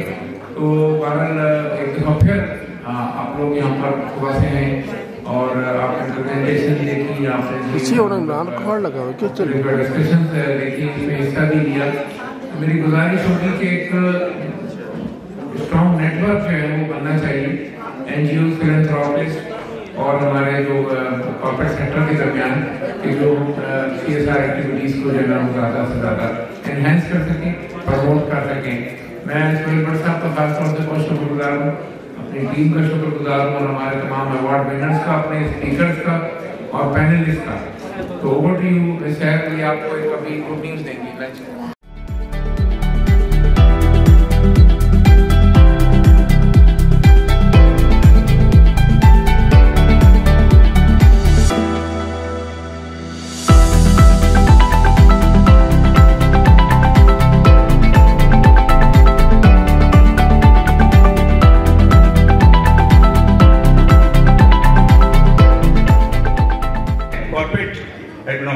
سکھاتا ہوں, اور اس کے علاوہ ایک اور جو شعبہ ہے وہ میڈیکل ایکنامکس ہے. جو سرجری کرتے وقت ڈس آرڈر کا شکار ہوتے ہیں, ان کو کارپیٹ ٹنل سنڈروم ہو جاتا ہے, تو اس سے روکنا میرا کام ہے. یہاں پہ میری ذمہ داری آپ لوگوں کے لیے ہے کہ آپ جیسے آئے ہیں اس وقت, کھانا کھانے کے بعد ویسے بھی سکون کا ایک ایسا لیول ہوتا ہے, اور ویسے بھی آپ مری کے قریب ہیں, مری آنے کے بعد تو ویسے ہی ریلیکس ہو جاتا ہے, نہیں تو اس کے قریب ہونے سے بھی ہو سکتا ہے. تو جو ریلیکسیشن ہے اس نے آپ کو تھوڑا سا ڈر کیا ہوگا, اور آپ نوٹ کریں کہ آپ کی جو ٹیل بون ہے وہ کرسی سے تھوڑی آگے ہوگی, جس کی وجہ سے آپ اپنے تھوریسک جو ہے اس کو کرسی پہ لگا کے بیٹھے ہوں گے, اور جس کی وجہ سے پیٹ باہر نکل سکتا ہے. تو جی بالکل, تھینک یو سو مچ. آپ کا ریئیکشن اچھا لگا, تاکہ آپ کو جج بھی ہو تو آپ مجھ جیسے رہ سکتے ہیں. ٹھیک ہے, پیٹ کیسے خراب ہوگا جب آپ یوں کر کے بیٹھیں گے, یہ جتنا نکل سکتا ہے اس سے زیادہ نکلے گا, لیکن جیسے ہی آپ اپنے آپ کو جیسے صحیح کریں گے آپ بہتر ہو جائیں گے. تو آپ دونوں پیروں پہ ویٹ لیجیے اور اس طرح بیٹھیے کہ آپ کا جو تھوریسک پیچھے بیک کا حصہ ہے وہ سیٹ ریسٹ نہ کرو. آپ کبھی بھی موٹے نہیں ہو سکتے اس وجہ سے. آپ جتنے لوگ ریلیکس بیٹھے ہیں وہ اپنا پیٹ باہر نکال رہے ہیں. ٹھیک ہے, سو ایک یہ دیکھیے. دوسرا, آپ اگر فٹ بال سے تو پھر تو کوئی آپ پہ لاگو نہیں ہوتا قانون, لیکن اگر آپ نہیں ہیں تو ذرا احتیاط سے کیجیے گا. کبھی کبھی شولڈر کو اس طرح روٹیٹ کریے گا. اس کا جتنا آپ ذرا کلاسیکل کریں گے اتنا اچھا لگے گا آپ کو, لیکن کر سکتے ہیں. اس سے آپ کو کیا ہوگا کہ blood circulation towards your brain وہ کام کرے گی, کسی میں پاور آپ کا اچھا ہوگا, اور فروزن شولڈر نہیں ہوگا. جی سر, بالکل سر, بالکل. اور آپ چاہیں تو کبھی بھی کر لیں, لیکن اکیلے میں کیجیے گا. آپ کے بارے میں کچھ جی رائے قائم کیا جا سکتا ہے, ایسے کر دیجیے. اور اگر آپ کو, اور آپ سبھی جتنے بیٹھے ہیں سر, آپ کو ہوتا ہے ڈسکمفرٹ ہے, اس کو کہتے ہیں کارپل ٹنل سنڈروم. آپ کو لکھتے لکھتے کبھی ہاتھ میں درد ہوتا ہے, پین نہیں پکڑا جائے گا یا گلاس نہیں پکڑا جائے گا, اس کو کہتے ہیں کارپل ٹنل سنڈروم, جو آپ کے تھم کو, فنگر کو اور اس کو ہاف ڈسٹرب کرتا ہے, اور یہ سن ہو جاتی ہے جس سے گلاس نہیں پکڑا جاتا. سو آپ کیا کریں گے کہ اس کو کرتے ہوئے اپنا وہ ہاتھ جو دائیں سیدھا ہی ہوتا ہے اکثر, اس کو سیدھا کریں, اس کو نیچے لا کے دوسرے ہاتھ سے تھم پکڑ کے کھینچ دیں, اس طرح ہلکا سا پیچھے کر دیں. ہارڈلی 2 سے 3 سیکنڈ لگیں گے اور آپ کو لگے گا کہ آپ کی بلڈ سرکولیشن صحیح ہوگی. اس کو کہتے ہیں کارپل ٹنل سنڈروم, اور یہ سب سے زیادہ ہوتا ہے ایگزیکٹیوز کو, کیونکہ ان کو لکھنا ہوتا ہے یا ٹائپنگ اگر کوئی کر رہا ہے تو اس کو ہوگا. اور اس کے بھی وہی طریقہ ہے کہ اس کو آپ تھوڑا سا روٹیٹ کریے اس طرح. ٹھیک ہے, اور دونوں آپ اس کو اگر آپ ملائیں گے تو یہ ایسے ہوگا. ایسے نہیں کیجیے گا, جو کہ نہیں لگا ان کو بیدار بھی کرنا, اٹھانا, تھک گیا. دوسرا آپ کو جو کام کرنا ہے جی, وہ اکثر بڑے ہو کے جب میرے پاس آتے, میں آٹومیٹک ہوں, تھوڑا سا تعارف رہ گیا لیکن کر دیتا ہوں, مائک مل گیا موقع اچھا ہے. میں سی او ہوں کھلونا فاؤنڈیشن کا, جس کی وہاں پہ ایک اسٹال ہے جہاں پہ ایک سائیکل رکھی ہے, میرے ہاتھ سے بنائی ہے. میں یہیں پہ نہیں کے ساتھ تھا جب میں نے آ کے بتایا تھا کہ میں پہلے زندگی کا کھلونا چوری کیا تھا. میری والدہ بیوہ تھی, افورڈ نہیں کر سکتی تھی, میں کسی کا کھلونا 3 سال کے عمر میں چوری کر کے لایا تھا. مجھے بہت مار پڑی تھی, اتنی مار پڑی تھی کہ پھر میں نے کھلونوں کو کبھی ہاتھ نہیں لگایا, جب تک کہ میری پہلی تنخواہ انڈس ایٹلس سے نہیں ملی تھی.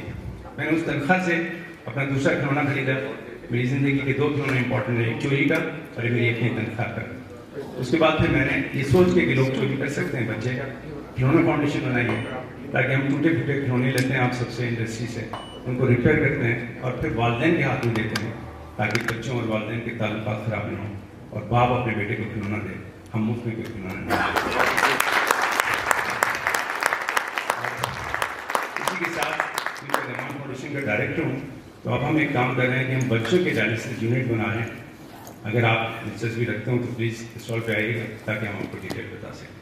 پر میں اس کے لیے نہیں آیا تھا, جس کے لیے آیا تھا کرتا ہوں. دیکھیے, اگر آپ چاہتے ہیں کہ آپ کی نی میں درد نہ ہو تو ایک طریقہ ہے وی شیپ میں کھڑے ہونے کا. اس میں لازمی طور پہ کارٹلیج جو ہے وہ خراب ہو جائے گا. تو جب بھی آپ کھڑے ہوں سیدھے کھڑے ہوں, اور آپ تو آج کل تو چائنیز ہر جگہ مل جاتے ہیں, آپ چائنیز پہ چیک کیجیے گا اور سیدھے کھڑے ہوتے ہیں اس طرح. اور اگر آپ چاہتے ہیں کہ نی کبھی بھی خراب نہیں ہو تو اس کو اس طرح ہیل تھوڑی اپارٹ کر لیں اور ٹوز تھوڑے کلوز ہوں. آپ کو کبھی بھی کارٹلیج خراب نہیں ہوگی. اور اس کے ساتھ ساتھ جو مجھے ٹائم ہے اس میں جلدی سے میں سمجھ چلنے کے انداز میں کیا ہوتا ہے. ہمارے یہاں ہم بہت قریب ہیں راولپنڈی کے, تو ہماری 2 چیزیں ہیں میں آپ کو بتا سکتا ہوں. اس پورے عوام کو, پاکستان کو ہم 2 حصوں میں بانٹ سکتے ہیں. ایک ہے افواج پاکستان, بانٹنے کا یعنی اس کو گروپنگ کر, اور ایک ہے عوام پاکستان. دونوں میں فرق دیکھیے گا ہے. افواج پاکستان جب بھی ہوگی, یعنی جو ڈسپلن کے لوگ ہوں گے, چیسٹ باہر ہوگا, پیٹ اندر ہوگا, اور جب بھی وہ چل رہے ہوں گے تو آپ کو لگ رہا ہوگا کہ یہ یقیناً کسی فورسز کا آدمی ہے, کچھ کہیں نہ کہیں, چاہے وہ کچھ بھی بنے ہوں لیکن وہ لگتے ہیں کہ ٹھیک ہے ایسے ہوں گے. عوام پاکستان تھوڑی سی مختلف ہوتی ہے. جب بھی عوام پاکستان کہیں آپ کو ملے گی تو آپ کو پتہ نہیں لگے گا کہ واقعی عوام اتنی پیچھے کیوں ہے. اس کی وجہ یہ ہے کہ اس کا پیٹ ان سے کہیں آگے ہے. تو جب بھی کوئی کمرے میں داخل ہو تو ہمیں اس کی شکل بعد میں نظر آتی ہے, پہلے پتہ چلتا ہے اوہ ہو یار صاحب ہیں. کوشش کیجئے کہ جب آپ کھڑے ہوں تو آپ ریلیکس کھڑے نہ ہوں. آپ ہلکا سا ٹیل بون کو, جو کاکسی بیس آف اسپائن ہے, اس کے اوپر پریشر دیں. نیول ایریا آپ کا ٹائٹ ہونا چاہیے اور شولڈر تھوڑے سے بیک پہ ہونے چاہیے. یہ نہیں ہونا. تو اس کا طریقہ جو میری بہنیں بیٹھی ہیں ان کو بتا دیتا ہوں. ڈراپ شولڈر ساڑی والی خاتون کیا کرتی ہے, مارے میں بچے آئے گا ہے نا. اور ایک خاتون جن کو ہم چاہتے ہیں بہت اچھے لگتے. یہ ہاتھ یہاں ہوگا, اس ہاتھ کو تھوڑا سا پریس کریں. یہ جو واک ہے پریس کرنے کی, شولڈر کو پیچھے لے جانے کی, اس سے ڈراپ شولڈر نہیں ہوگا. اور گریس سے بھی آپ جو بھی ڈریس پہنیں گے, آپ لوگ جو سوٹ میں ہیں آپ ایسے مت کیجیے گا. ویسے اتنے ہو گئے آج کل تو ان پہ کام بھی چل رہا ہے بہت. تو جن کے توسط سے میں آؤں, لوگ صحیح طرح سانس نہیں لے رہے, جس سے ان کو بریدنگ کے مسائل اور لنگس کے مسائل ہیں. اور لنگس کے مسائل کے ساتھ ایک اور مسئلہ ہے جو برین کا ہے. جب ہم آکسیجن لیتے ہیں تو ہمارا برین جو ہے 3 چیزوں پہ چلتا ہے. سیکنڈلی آپ کو پروٹین چاہیے, تو جب بھی آپ نے ڈیسیجن پاور کے لیے جائیں, پریزنٹیشن کے لیے جائیں, اس دن آپ نے ایگ کھانا ہے, انڈا کھانا ہے, تاکہ آپ کو پروٹین مل جائے. لیکن جو سب سے امپورٹنٹ چیز ہے وہ آپ کی آکسیجن ہے. سر آپ ہم سب 25% آف لنگس کی یوز کرتے ہیں. تو آئیے میں آپ کو ایک طریقہ بتاتا ہوں. اگر اس دوران آپ کو کسی کو یاد کرنا ہو تو آپ بالکل کر سکتے ہیں. میں ایک کو یاد کر رہا ہوں. آپ میں سے جو فلمیں کبھی آپ نے دیکھی ہوں تو آپ کو یاد آ جائیں گی. ہماری ایک بہت خوبصورت اداکارہ شبنم, ان کا سانس لینے کا طریقہ میں آپ کو بتاتا ہوں. راجو, یہ آدمی راجو کر کے وہ سانس کو نکالتی تھی, سانس لیتی تھی راجو. آپ کو ایسے سانس نہیں لینی. اگر آپ کو یاد ہو ان کا ہمیشہ طریقہ ہے کیا ہے, تو آپ کو سانس اس طرح نہیں لینی. جی تو آپ سانس لیں, لیکن آپ کوشش کریں کہ پیٹ کو پھلاتے ہوئے رہیں. اگر پہلے سے پھولا ہوا ہے تو اس سے تھوڑا سا زیادہ, وہاں تک کا میرا معاملہ نہیں ہے. سانس پھلائیے اپنے پیٹ لیتے ہوئے سانس, اور سانس نکالتے ہوئے اس کو کائنڈلی سیدھے بیٹھ کے ٹیل بون سیدھے رکھ کے ایک دفعہ سانس لیجیے.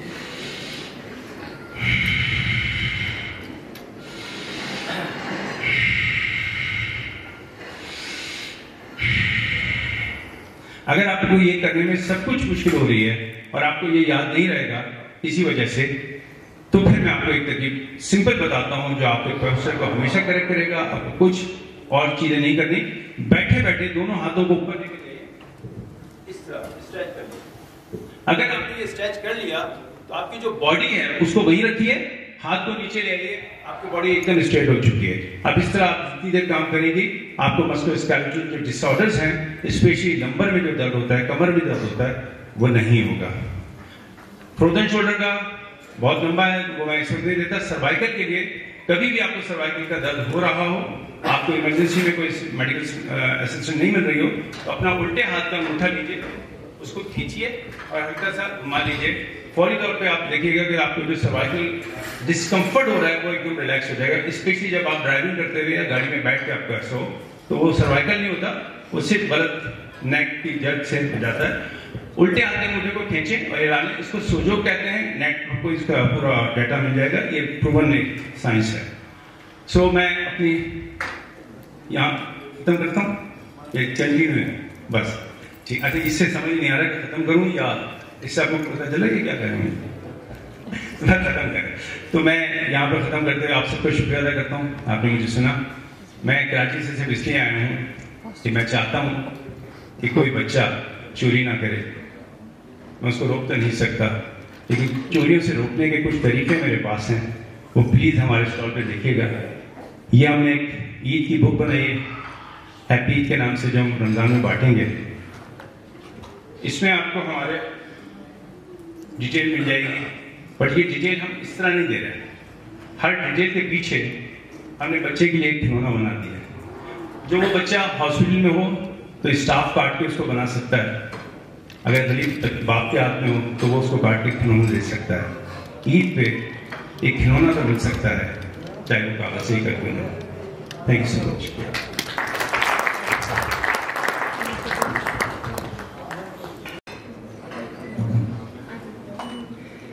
میرا نام اسما شاہین ایجوکیشن والی ہے اور میں ریحان اسکول اسلام آباد کیمپس کی پرنسپل ہوں. یہاں پر میں اپنی ٹیم کے ساتھ موجود ہوں. میرے ساتھ ماریا امپیکٹ والی ہیں, محمد علی شاہ واٹر والا ہے اور عبد المعید ٹرانسپورٹ والا ہے. ایکچولی آپ کو ڈیٹیل انٹروڈکشن دینے کا مقصد یہ ہے کہ ہم آپ کو آگے چل کے بتا سکیں کہ جو ہمارا والا کنسیپٹ ہے اس کا کیا پرپز ہے. اور ہم ایک ویڈیو پلے کرنا چاہتے ہیں جو ہمارے کیمپسز ہیں. کراچی میں ہمارا ایک کیمپس ہے ریحان اسکول کورنگی کیمپس, ایک ہمارا کراچی میں بلوچ کالونی کے پاس ہے ریحان اسکول منور کیمپس, اور ابھی ہماری لاسٹ ایئر اسلام آباد میں بھی ایک برانچ بنائی گئی ہے جو کہ ہے ریحان اسکول اسلام آباد کیمپس بہارپور سمری ڈیم روڈ پہ. تو سب سے پہلے میں آپ سب سے ریکویسٹ کروں گی کہ آپ میں سے جس کو بھی ٹائم ملے پلیز اپنا پریشیس ٹائم نکال کے ضرور آئیے گا, ہمیں وہاں وزٹ کریے گا, ہمارے اسٹوڈنٹ سے ملیے گا. ہمارے پاس 8 سال سے لے کر آن ورڈ 20+ ایج کے بھی اسٹوڈنٹس ہیں. ہم ایک ٹیچرس ٹریننگ بھی کروا رہے ہیں. ہمارا کیمپس کیسے ہے, ڈیلی اس میں روٹین کیسی ہوتی ہے, یہ سب کچھ ابھی ہم جو ہے آپ کو انشاءاللہ ایک ویڈیو میں دکھائیں گے. اور جب آپ فزیکل وہاں ہمارے ساتھ آئیں گے, وزٹ کریں گے, تو آپ دیکھیں گے کہ وہاں پہ فزیکلی جو اسٹوڈنٹس ہیں وہ کیا کر رہے ہیں. تو میں ریکویسٹ کرتی ہوں کہ آپ لوگ پلیز ویڈیو پلے کر دیں پہلے, اس کے بعد ہم 1 by 1 انٹروڈیوس کرائیں گے. Have you ever imagined a school where learning goes beyond textbooks and into the realm of real-world action? Welcome to Rehan School, the world's first AI-enabled school. This isn't your typical school. It's a revolutionary hub of creativity and empowerment.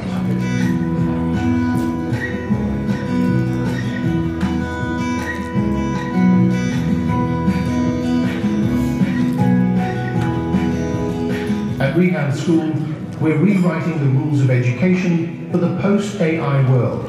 No more memorizing facts. It's all about taking action, communicating effectively, and leveraging the power of the internet and AI. Every student at Rehan School is equipped with a laptop, internet, and a mobile phone. They're not just learners, they're active participants in the digital age. Each child is assigned an SDG goal, transforming their last name into a Wala. They watch TEDx videos, connect with speakers, and create impactful videos and podcasts using AI tools. But it's not just about academics. At Rehan School, we believe in nurturing not only the mind, but also the soul. Daily yoga and meditation sessions ensure our students find inner peace. The power of networking and the internet paved the way for 7th grade students to make $500 a month. Our goal is to produce phenomenal networkers, speakers and listeners, the future Greta Thunbergs, Malalas, Muhammad Ali Jinnahs and Gandhis.